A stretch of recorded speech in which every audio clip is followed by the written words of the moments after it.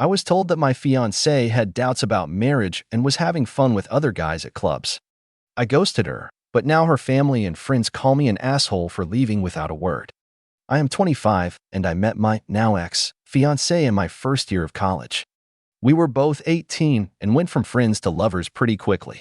We clicked so well and everything was so easy and effortless. We had a really good relationship. It's the kind of relationship that everyone wishes they were in. The kind of relationship that people idolized and said, if those two broke up, then love doesn't exist. You get the picture. For the purpose of this post, let's call my ex Ashley. Ashley was everything I was looking for in a woman. Funny, smart, attractive, down-to-earth and family-oriented. She wanted to build a life together. Our families got close over the course of our relationship. It was like we were already one big family before even getting married. As planned, I popped the question a year ago not knowing that this would change everything. She said yes, of course, but things started to change. Slowly but surely, over the months, she became more distanced. I tried to ignore it and chalk it up to nervousness. You know, cold feet before taking the big marriage plunge. I should have trusted my instincts. She always went out with her group of friends on the weekends. I've been on these outings before. Usually it's clubbing and drinking. It's not my scene, but I trusted my girl, so I had no problem with her going without me. These outings became much more frequent after I popped the question. I tried to ignore my gut feeling that something was wrong about this. I should have listened. Last week I get a text from one of her girlfriends. She said she feels super guilty about what's been going on. According to her, Ashley has been worried about getting married. She feels that she hasn't had a chance to explore other options, and the prospect of getting locked down for life made her really anxious. On these outings, she will frequently flirt with guys, dance with them, grind on them, make out with them, to get it out of her system. Since she wasn't having sex with them, she didn't consider it cheating.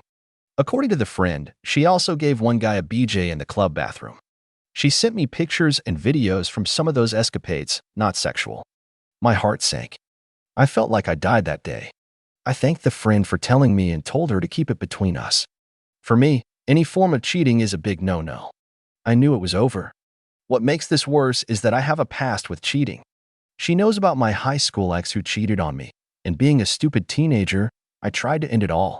This just makes this whole situation cut even deeper. She knows how much hurt she could cause, and still went ahead with it. I decided I would give myself the chance to mourn and cry over this after I protect myself. Me and my fiancée share an apartment that we both pay rent for 50-50. I decided to take 2 days off work and covertly started to move my things out to my brother's house across the city. He knows about everything and immediately offered his place to me.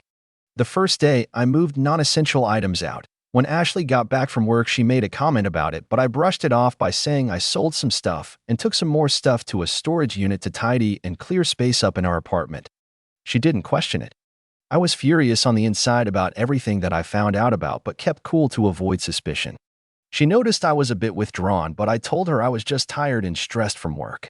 The second day, while she was at work, my brother and his wife came over to help me pack everything else, and I was fully moved out by 3 p.m. that day. Since then, I have avoided every single form of communication sent by my ex. I have completely cut her off. I refuse to talk to her or her family. I don't even want to confront her about what happened. She came home that day and saw everything was gone.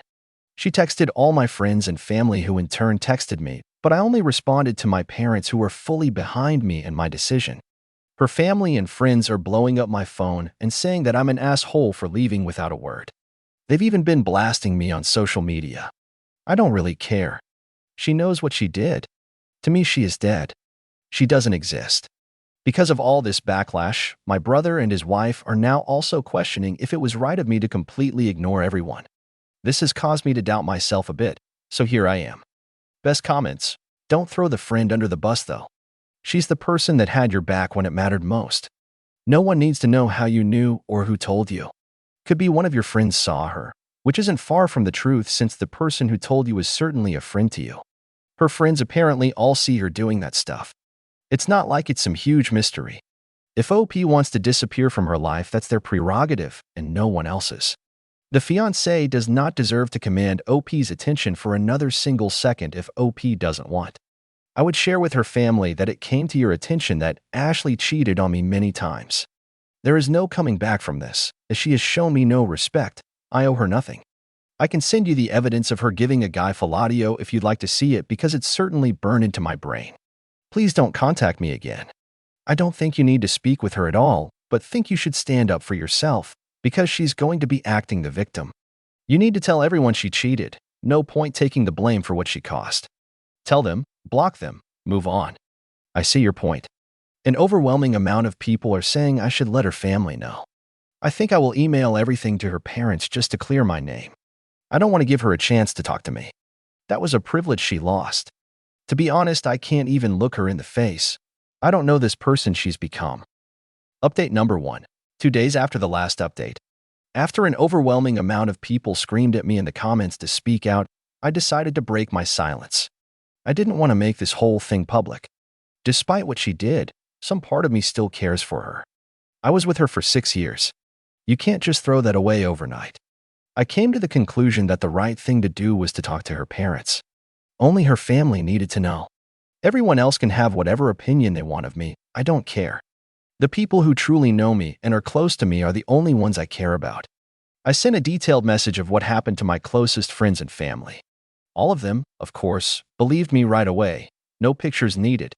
I didn't feel like it was necessary or appropriate to spread those pictures of her, so I didn't. I moved on to her parents now that the people I cared about were sorted. I messaged her mom, who, by the way, I had gotten so close to I considered her a second mom and she considered me a son. She was very upset with me, but agreed to meet up. I felt like this needed to be an in-person. I met her mom and her dad at a diner we used to frequent for breakfast. I know, so cliché. It was quite emotional. They were understandably upset. They didn't do anything wrong and I cut them out of my life like nothing happened. I understood why they were upset, so when they were confronting me, I was very quiet, just listening, letting them get it all out. I admit I was tearing up with them. That is until they accused me of some things. It's been a whole week since all of this went down. In that week, a lot happened. Apparently, according to her parents, my ex convinced everyone that I cheated and that she kicked me out. And I haven't been answering anyone because I was so ashamed of what I had done. LOL. I literally laughed out loud. I responded by saying that I am sorry and I wish them a happy life and walked out. I was so effing upset I couldn't even have imagined of being accused of this. What a effing joke. I can't believe her parents would believe her and throw me under the bus so fast. I walked out because I'm pretty sure I would have said some things I'd regret to her parents. I didn't want to do this, but she left me no choice. I activated the nuclear option.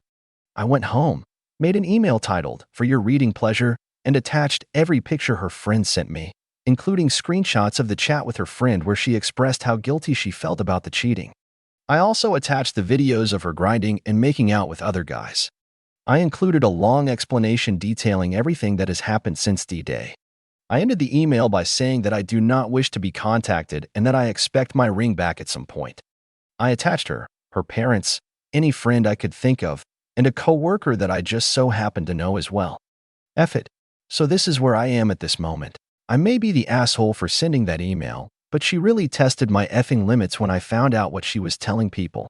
I have zero regrets. Currently crashing at my brother's place on the pull-out couch. He's helping me get through this, as much as one can, I guess. Update number 2, 59 days after the last update. I wanted to take a quick moment to thank everyone that reached out to me and offered kind words of support and advice. The reason it took me 2 months to be able to come back here and write an update is because so much has happened in such a short span of time that even I'm having trouble processing it. The fallout after I sent that nuke of an email was catastrophically hilarious. My phone was blowing up with my ex's friends and family asking me tons of questions. Before I had sent that email, everyone was under the impression that I was a cheater and was kicked out. That email not only cleared my name, it basically turned everyone against my ex. Rumors of what had happened started circulating at her job. I attached one of her coworkers to the email if you remember from my last update. Apparently, she couldn't take the embarrassment and ended up quitting. Her parents were less than impressed and refused to take her back in. They reached out to me and apologized for the way things went down. They recognized that they didn't have all the facts and judged me too quickly. I'm cool with them now. They told me that my ex was struggling to make payments for her half of the rent. When I covertly moved out, I contacted our landlord and explained the situation. We only had 3 months left on the lease, so I paid my half for those 3 months, so I'm in the clear. Honestly, it was worth it even though I'm not living there. Our mutual friends also didn't take too kindly to being lied to and basically being manipulated to hate me. From what I've heard, most of our shared friends don't talk to her anymore. Even some of her girlfriends who knew what had been happening behind my back stopped talking to her, which is a little ironic if you ask me. I guess now that everything was public, no one wanted to be associated with her. And speaking of her friends, remember the one that initially came forward to me about this because she felt so bad? So, we're dating now.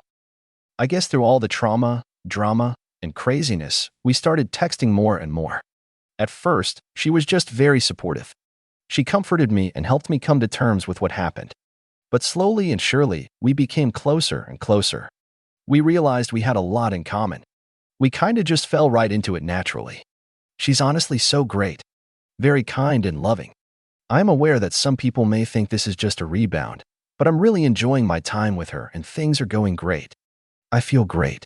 Since everything went down, I have had no contact with my ex. I've heard through multiple friends that she is livid that I ghosted her and won't even talk to her.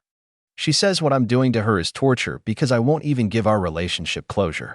I just laughed because if she thinks what I'm doing is torture, then she's clueless about what she put me through. I'm honestly good. I will go the rest of my life without ever talking to her again. Call me petty. Call me dumb. I am who I am, and I feel this is right. As for me, life is looking good. I'm dating an amazing girl. I've gotten so much support from my family and friends. It's nice to see who the real ones are. You know, the ones that actually stuck with me throughout this whole ordeal. And best of all, I feel like I'm really moving on from this whole thing. Best comments. Did you get the ring back? I did. I had to threaten legal action. My ex was stubborn, but I ended up getting my ring back through her parents. LOL.